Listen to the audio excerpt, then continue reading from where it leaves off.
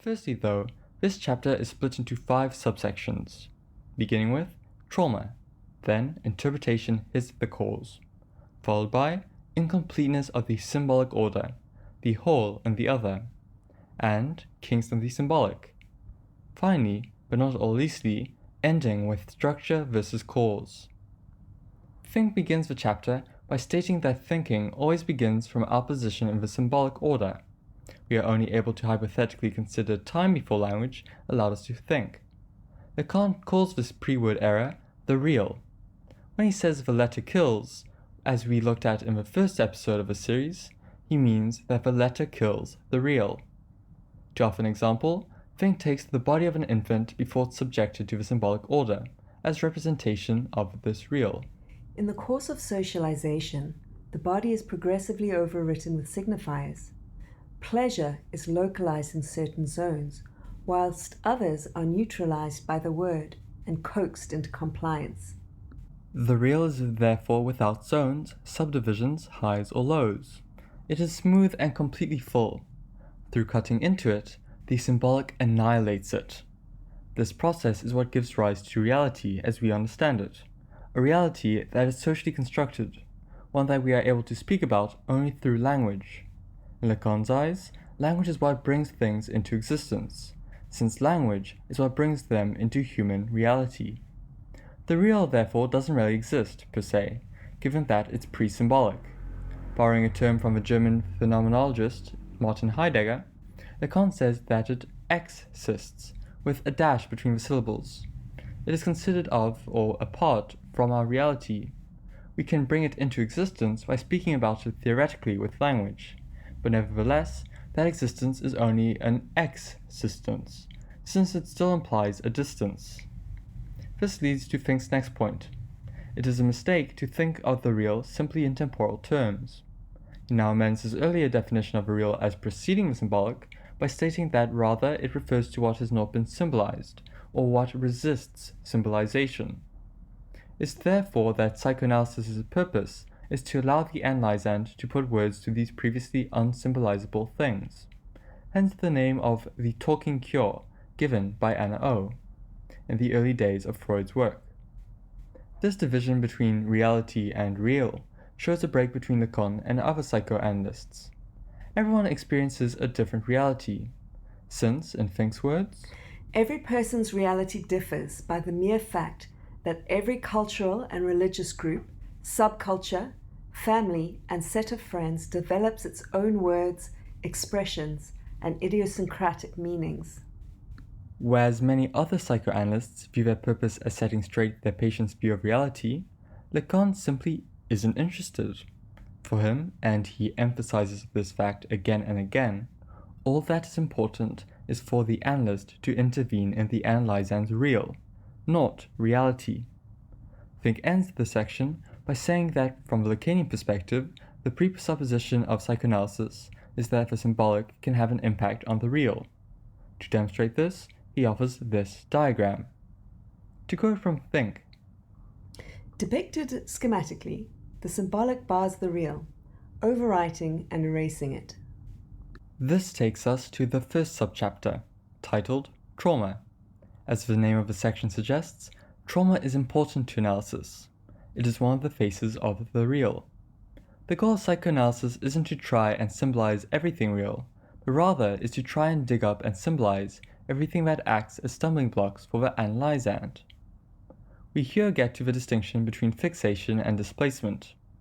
Trauma implies a fixation of some sort, and this is what's real. Something being fixated means that it is unsymbolized, language instead being the realm of displacement and substitution. To understand this concept of fixation, we should first step back and look at displacement. Think of a man who is fascinated by blue eyes due to his mother having them. The signifier of blue, regardless of a shade, is able to slide from his mother onto his partner, transferring his fascination with the former to the latter. This, although massively simplified, is displacement. This just isn't possible in the case of trauma, or something like melancholia, a psychoanalytic condition roughly similar to depression. In the case of melancholia, feelings are fixated in place. The goal of analysis is to try and get those unsymbolized traumas into discourse, so that the patient can escape from fixation. Again, this is something of a massive oversimplification, but at least it allows us to begin developing a straightforward model. Fink goes on to say that the real is symbolized progressively. There's firstly what we call the original real, which is slowly symbolized throughout the life of a child, although it can't be fully drained away. The residue of this real remains side by side with the symbolic. Then there's the second real, given rise to by the symbolic itself. This real developed out of the impossibilities created by the symbolic syntax that we looked at last time. Summarizing, Fink gives this diagram.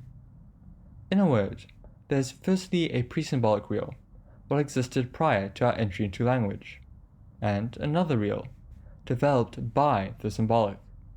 To explain what he means by the second real, Fink returns to the example of a chain of coin tosses. If you haven't watched it yet, I recommend checking out my last video or watching a really clear explanation of symbolic matrices that I've linked in the description below for context. Essentially, as can be seen by this diagram, where 1 refers to a sequence of 2 pluses, 3 to a sequence of 2 minuses, and 2 to any mixture, we can see that a 3 can't follow after a 1, since a plus and a minus overlapping just results in 2. We can thus say that 3 in a sequence of 1 and another number acts as a residue. It's a leftover that can't be used at that point in the chain. At every point of a sequence, a number is left out, or rather pushed aside. In a way, we can say that the chain essentially works around these residues, the excluded parts, circumventing them and sketching out their contour. Using Lacan's expression, these symbols are caput mortuum, meaning worthless remains in Latin. To quote from Fink, "The caput mortuum contains what the chain does not contain. It is, in a sense, the other of the chain. The chain is unequivocally determined by what it excludes as by what it includes." the chain never stops not writing these symbols. In a way, it can be said that it is caused by the excluded remains, which condemns it to ceaselessly write something out that beats around the bush of the actual truth. Moving on, this caput mortuum contains a certain materiality. In Fink's words, it's a real object, one free from signification. In the case of a letter, it doesn't matter what it says, only what it composes. Fink ends the section by saying that the first real, the one of fixation and trauma, returns to form something of a center of gravity around which the symbolic chain orbits. The second real is the center, composed of all the impossibilities produced by the syntax of the symbolic matrix. With this, he moves on to the second subchapter, interpretation hits the cause. Fink's starting point is that this idea of caput mortuum is what gives rise to Lacan's theory of interpretation. The analysand undergoing analysis may have difficulty formulating and saying certain things, the excluded part. They constantly beat around the bush, as it were, their discourse skirting and circling the residue's contour. It is often only through the intervention of the analyst's interpretation that these excluded bits become accessible to the analysand. To quote Fink, "What is unspeakable from the analysand's vantage point or position need not be unspeakable from the analyst's." Through interpretation, the patient is able to speak the signifier that has subjugated them. To take a step back now, it's worth pointing out that, despite our focus on the symbolic, the traumatic cause behind the analysand's troubles is not necessarily a word or expression. It may simply be linked to one. He concludes the section by discussing garbled speech, which he views as being integral to bridging the gap between real and symbolic. Although it may mean nothing to anyone else, sometimes a specific phoneme or alternate phrase can mean more to a patient than any regular word. With this, we find ourselves at the third subchapter, titled Incompleteness of the Symbolic Order, the whole and the other, with a W in brackets before the word whole. Fink begins by attacking his explanation of the big other in the first chapter, where he supplied this diagram. It represents the other as containing all possible signifiers and signifieds, much akin to the language states we looked at in our series about Saussure. Borrowing from mathematics, this represents the other as a set. However, By producing this set, we add a new signifier to the list, the big other itself. Although it designates the set of all signifiers, it itself lays outside of it, represented by this diagram. We can try and amend this by moving it into another set. However, this set also needs a name, shown through this diagram. Again, we're left with another signifier that exists outside the other, the quote-unquote complete other. This same process can be repeated endlessly. Always, there will be a signifier lying outside of a circle. Thus, as Fink says, the supposed set of all signifiers can never be complete. It all comes down to the name. If we try and think of a set as containing its own name, we fall into a paradox, that being that the set includes itself as one of its elements. Fink ends the section by explaining that the other is, by its nature, structurally untotalizable, as he has shown with his many diagrams. A set of all signifiers simply doesn't exist.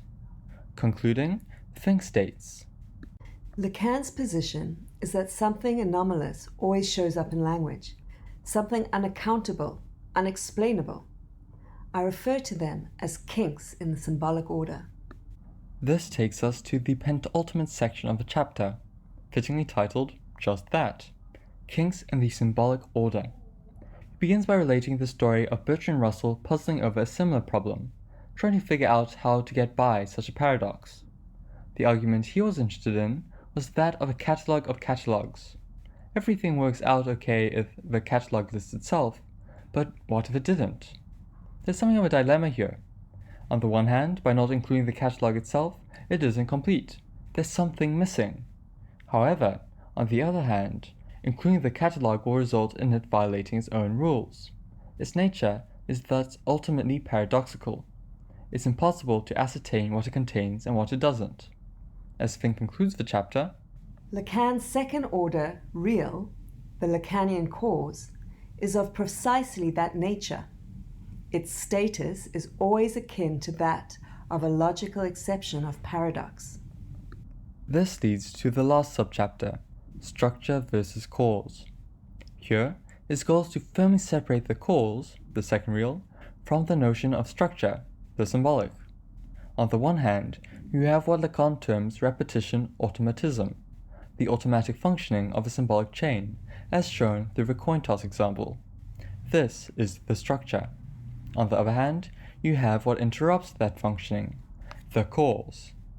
Here, Lacan breaks with the structuralists, who see everything through the lens of this first thing. Although structure is deeply important to his understanding of language and the unconscious, it doesn't provide the whole story. The cause is where the question of the subject comes in.